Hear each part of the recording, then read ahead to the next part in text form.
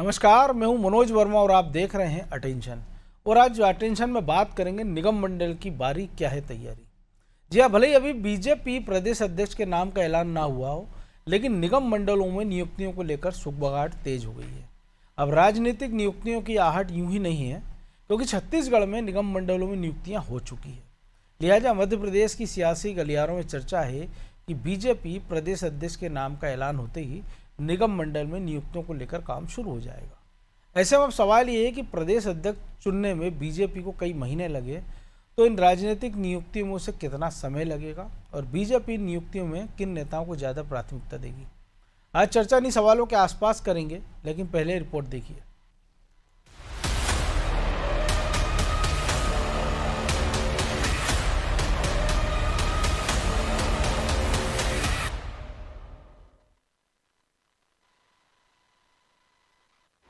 प्रदेश अध्यक्ष के बाद निगम मंडल की बारी। क्या बीजेपी ने शुरू कर दी है तैयारी? छत्तीसगढ़ में निगम मंडल में नियुक्तियों के बाद अब मध्य प्रदेश में इन नियुक्तियों को लेकर अटकलें लगना शुरू हो गई हैं।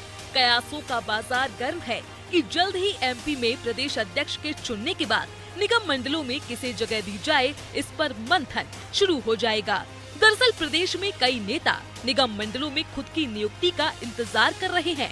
इनमें बीजेपी उन्हें एडजस्ट कर सकती है जो चुनाव हार चुके हैं, जैसे रामनिवास रावत। इतना ही नहीं, बीजेपी का फोकस तो इन नियुक्तियों में पार्टी के संतुलन और जातीय समीकरण पर भी रहेगा।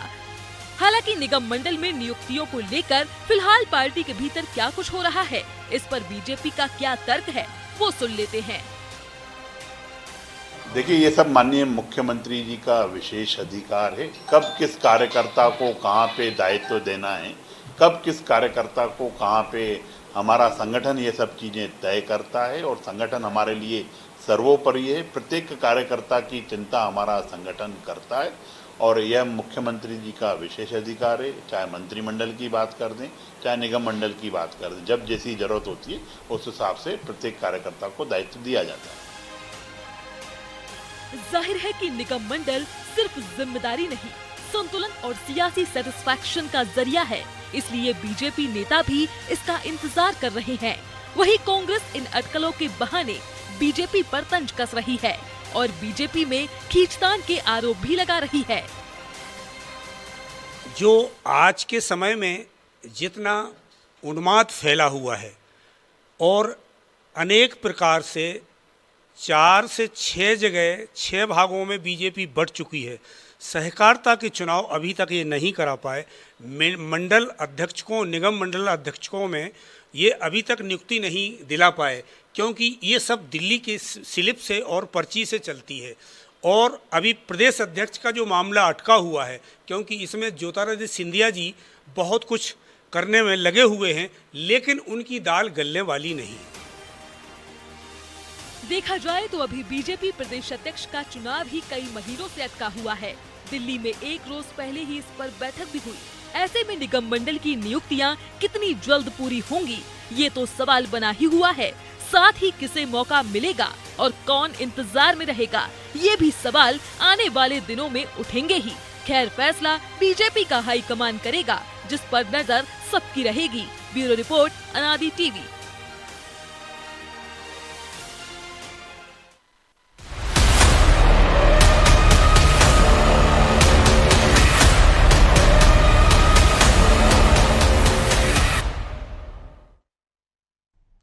तो इसी पर चर्चा करने के लिए हमारे साथ जुड़ गए हैं वरिष्ठ पत्रकार राजीव खंडेलवाल और हमारे सहयोगी प्रभु पटेरिया और ब्रजेश चौक से। बहुत स्वागत है राजीव जी आपका अनादि टीवी में। और चूंकि मध्य प्रदेश, छत्तीसगढ़, राजस्थान के चुनाव साथ साथ हुए, नतीजे साथ साथ आए और छत्तीसगढ़ में निगम मंडलों में अधिकतर नियुक्तियाँ हो चुकी है, इसलिए स्वाभाविक है कि मध्य प्रदेश में भी इसको लेकर चर्चाओं का दौर गर्म है। तो कैसे देख रहे हैं आप कि निगम मंडलों की नियुक्ति कब तक हो सकती है? क्योंकि एक बड़ा पेच ये भी है कि प्रदेश अध्यक्ष का अभी तक चयन हुआ नहीं है, जबकि छत्तीसगढ़ में हो चुका है।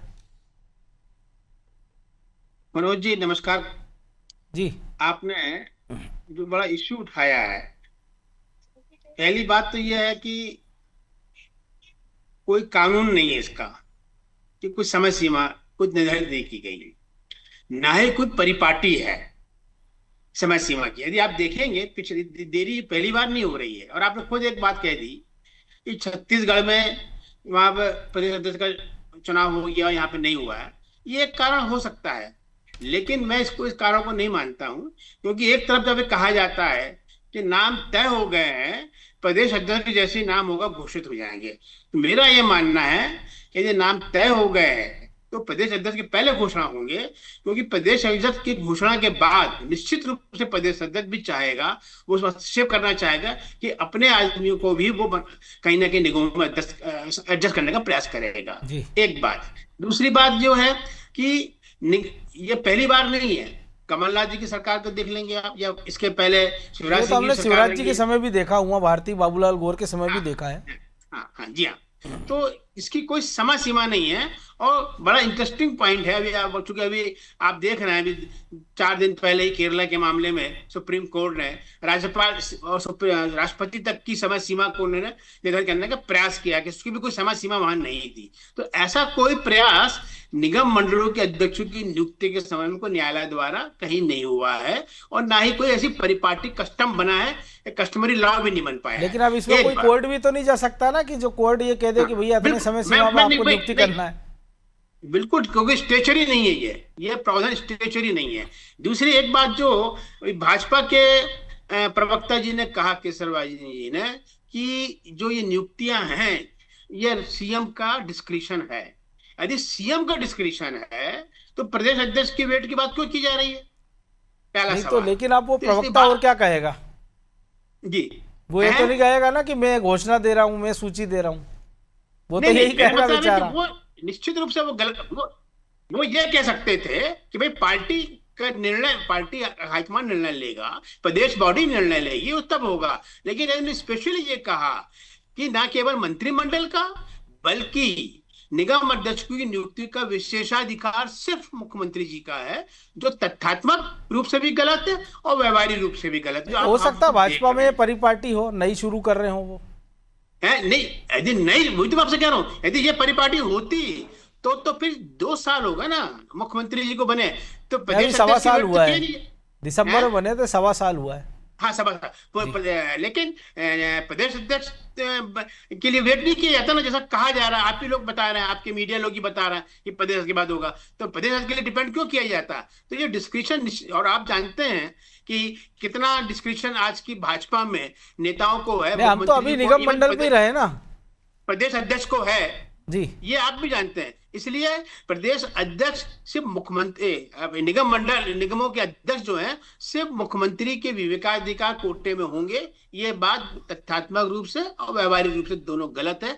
यदि आप पुरानी हिस्ट्री भी किसी भी सरकार की देखेंगे, तब भी इसमें नीचे से लेकर ऊपर तक संगठन, हम तो अब जो होना उसकी बात करें ना, जो हो चुका उसकी बात नहीं करने बैठे ना, हम तो उस पर तो बहुत बार चर्चा कर चुके हैं। तो मैंने इसलिए कहा कि इसकी कोई समय सीमा नहीं है। ये जिस दिन घोषित हो जाए वो राइट टाइम कहलाएगा, उसको कहा जाएगा कि हमने साहब ये राइट टाइम पे अपनी बॉल फेंकी है। और एक बात और है, क्योंकि सरकार जो है निश्चित रूप से इसमें जो कुछ लोग जो मंत्री विधायक होते हैं, जो मंत्री नहीं बन पाते हैं, उनको संतुष्ट करना होता है, तो इसके लिए भी ये डिले करते हैं कि सबको एडजस्ट नहीं किया सकता है। तो जितना ये डिले करेंगे, ये समस्या तो जब घोषणा हो जाएगी तब भी बनी रहेगी ना। लेकिन प्रभु जी दिक्कत ये है ना कि पिछली सरकारों में भी देखा कि कमलनाथ की सरकार देखें कि जब सरकार जाने वाली थी तो कई सारे आयोगों में, मंडलों में उन्होंने नियुक्ति की, जो विवादों में फंसे रहे आम आदमी का नुकसान हुआ। खासतौर से महिला आयोग की हम बात कर लें, पिछड़ा वर्ग आयोग की बात कर लें, जो संवैधानिक पद माने जा रहे थे।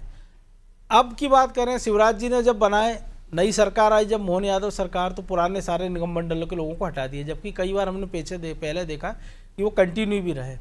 तो अभी जो अधिकारी फ़ायदा उठा रहे हैं, तो सबसे बड़ा सवाल तो यही ना कि अगर आप सब चुनाव से फारिग हो चुके हैं तो नियुक्तियां कर दी जाए, क्योंकि आमतौर पर 3 साल का कार्यकाल होता है, तो 2 बार आप ज़्यादा लोगों को ओबलाइज कर सकते हो कि एक टेन्यूअर में किसी एक को आपने कर दिया, फिर बचे हुए कार्यकाल के लिए किसी और को कर दो आप।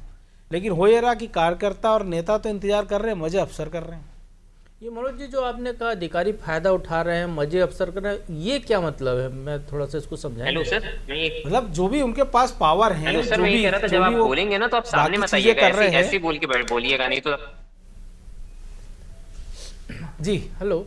तो ये मनोज जी, सबसे बड़ी बात ये है कि मैं तो मध्य प्रदेश के मुख्यमंत्री को धन्यवाद देना चाहूँगा इस बात के लिए कि उन्होंने इन सफ़ेद हाथियों में अभी तक और वजन नहीं डाला और भार नहीं बढ़ाया है।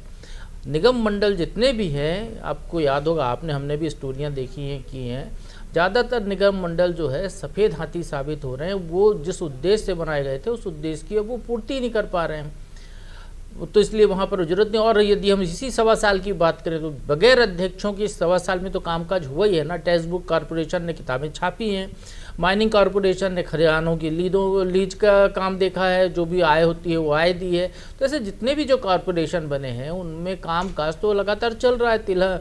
यदि हम वो कहें कि लघु वनोपज संघ, तो उसका भी कामकाज चल रहा है, जो बड़े यदि उनकी बात करें तो निश्चित तौर पर यहाँ पर ऐसी ज़रूरत नहीं है कि आप राजनीतिक तौर पर उपकृत करें। राजनीतिक मजबूरियाँ उपकृत करने की तब होती हैं जब आपको चुनाव में जाना है, या जिस क्षेत्र में मान लीजिए कहीं पर कोई कांग्रेस का विधायक है, वहाँ पर आपको वो अपना नेता को इस्टेब्लिश करना है अगले चुनाव के लिए, तो आप राजनीतिक नियुक्तियाँ करते हैं। लेकिन अभी तो बहुत समय बाकी है, तो अभी से जो है सरकार पर एक वजन डालने की क्या ज़रूरत है। तो बहुत सही निर्णय। और जहाँ तक ये बात है कि इसको कहाँ से करना चाहिए, किसको करना चाहिए, तो चूँकि विधायक दल का नेता मध्य प्रदेश सरकार का मुखिया होता है, वो शपथ लेता है, उसकी सरकार नियुक्ति करती है, तो स्वाभाविक तौर पर निगम मंडलों में जो भी नियुक्तियां होंगी उसके विशेषाधिकार से विवेकाधिकार भी उसी का है, विशेषाधिकार भी उसका है, विवेकाधिकार भी उसका है। वो तो भल मनसाहत में या पार्टी के लोगों को ही उपकृत करना है, इसलिए उनको उपकृत करता है। हमने ये भी देखा कि बहुत सारे ऐसे लोग भी रहे, उमा भारती के समय भी देखें या दूसरे समय भी, कि जो कि पार्टी के नहीं थे लेकिन उपयोगिता थी, तो उनको वहाँ पर बैठाया गया उन निगम मंडलों में। तो इस तरीके के लोगों को भी लिया जाता है जरूरत के हिसाब से। में देखा जो चुनाव हार गए तो उपचुनाव उन सबको निगम मंडल में बैठाया गया था जी। तो इसलिए ऐसी कोई, मुझे नहीं लगता कि ऐसी कोई बाध्यता जरूरत है सरकार की। जब चुनावी मजबूरियां होगी तो निश्चित तौर पर इन पे ये ना कि अगर सफेद हाथी है तो उनको बंद कर दिया जाए ना, फिर इनको ढोने से भी क्या फायदा। हाँ, क्योंकि इसी सरकार में हमने देखा कि सीपीए को इन्हीं कारणों से बंद करती पिछली सरकार, और वही बीजेपी सरकार के दूसरे मुख्यमंत्री उसको चालू करने की बात कर देते हैं।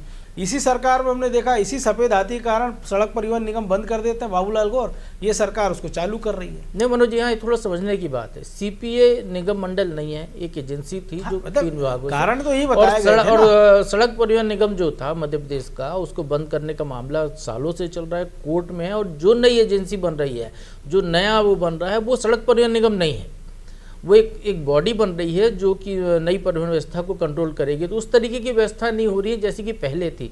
तो निश्चित तौर पर एक बदलाव हो रहा है, गलतियों से ही सबक लेते हैं लोग, तो समय के साथ चेंजेस भी हो रहे हैं, उस हिसाब से जो है जो उपयोगी है वो निर्णय लिए जा रहे हैं, तो उस तरीके का काम हो रहा है। तो यहाँ पर ये नहीं कह सकते, लेकिन ये जरूर आपने जो कहा कि सरकार को उन निगम मंडलों को बंद कर देना चाहिए जिनकी उपयोगिता नहीं है। आयोगों की संवैधानिक बाध्यता है निश्चित, और जनहित के काम करते हैं आयोग, उनको सुनवाई करने का पावर होता है। जैसे महिला आयोग है तो महिलाओं से जुड़े हुए काम देखते हैं, तो यहाँ पर पद खाली नहीं होना चाहिए, क्योंकि ये एक व्यापक जनहित का मामला है। उन पदों की पूर्ति तत्काल कर देना चाहिए, क्योंकि आप निगम मंडल में बना भी रहे हैं तो आप उसको गाड़ी घोड़ा तो वहाँ से मिल ही रहा है, तो फिर आप उसको मंत्री का दर्जा क्यों दे रहे हैं, राज्य मंत्री का दर्जा क्यों दे रहे हैं। यहाँ पर व्यवस्था में कटौती कर ली जाए कुछ, तो ये इस तरीके का काम होना चाहिए कि आपको बहुत उपयोगिता है तो उस विभाग का या उसकी योग्यता वाले व्यक्ति को वहाँ बैठाया जाए। ये नहीं हो कि आपको जो है उसको माइनिंग के बारे में एबीसीडी नहीं पता, उसको माइनिंग का बना दीजिए आपने। लघु जो उसका जो है कोऑपरेटिव में 0 नॉलेज है, उसको आप लघु वनोपज संघ या किसी ऐसे संघ का बना देंगे, अपेक्स बैंक का बना देंगे। तो यहाँ पर वो चीज़ों को देखना होगा कि आपकी विशेषज्ञता का उपयोग वहाँ पर हो, जिससे प्रदेश को फायदा पहुँचा सके। लेकिन विजय जी, सवाल यही ना, उपयोगिता की बात है अगर, तो हमारे यहाँ तो हम देख रहे हैं कि कृषि मंत्री को ये नहीं पता होता कि खाद खरीदना किसका काम है। अगर ये देखा जाए तो वन मंत्री के लिए जो झगड़े होते हैं हम देखते हैं कि दिल्ली तक चले जाते हैं नागर सिंह की चुनाव के बाद, कि उनका जब पद चला जाता है रावत के पास चला जाता है। तो निगम मंडलों की बात करें, कई सारे ऐसे केस शिल्पी वाला है, माटी बोर्ड है, कि नाम मात्र को उनका बजट होता है, केवल गाड़ी घोड़ा आपने दे दिया है। तो अगर आप बाकी के जो उपयोगी आयोग हैं, एक कमीशन उसके लिए बना दीजिए, तय कर लीजिए कौन से काम का कौन सा नहीं है, जिससे जनता का सीधा सरोकार है उसमें पहले नियुक्ति कर दें, और जिसमें लगता है कि किसी काम के लिए उनको भंग कर दीजिए, ख़त्म कर दीजिए। लेकिन आपको ढोना भी सबको है और चलाना भी सबको। ठीक है, आप अधिकारियों की, आप कार्यकर्ताओं की नियुक्ति नहीं कर रहे, नेताओं की नहीं कर रहे हैं, लेकिन वो अधिकारी अगर 4 जगह, वो 4 विभाग का है, तो वो निगम मंडल की गाड़ी भी उसके बंगले पे लगी है, वहाँ के कर्मचारी भी उसके लिए काम कर रहे हैं, और जो भी कुछ वहाँ सौजन्य वो आता जाता होगा वो सारा भी आ जा रहा है। तो इस पर भी तो ध्यान देना ही पड़ेगा ना। देखिए मनोज जी, बंद करने के पीछे कुछ राजनीतिक मजबूरियां भी होती हैं और डिले करने के पीछे तो देखिए आप प्रदेश की माली हालत कैसी है ये सबको पता है, सरकार भी मानती है और जो विपक्ष है वो भी मानता है।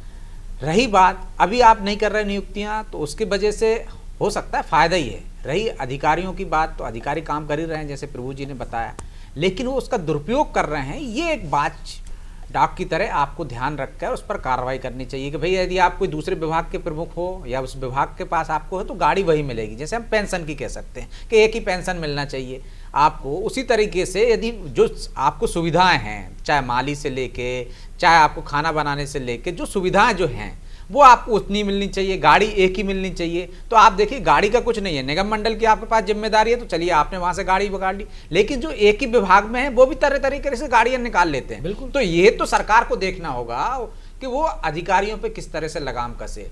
रही बात कि जो संसाधन हैं उनका दुरुपयोग ना हो, जो घाटे के हैं, जो प्रभु जी ने कहा कि बंद कर दीजिए, लेकिन मैंने कहा ना राजनीतिक मजबूरियां हैं, नियुक्तियां आज कर देंगे तो एक बवाल मचेगा, सबको संतुष्ट। अभी एक उम्मीद रहती है नेताओं को कि भाई हमें निगम मंडल में जिम्मेदारी मिल जाएगी, तो उम्मीद के सहारे उतनी बगावत नहीं होती, उतनी एक तरह से घमासान नहीं होता पार्टी।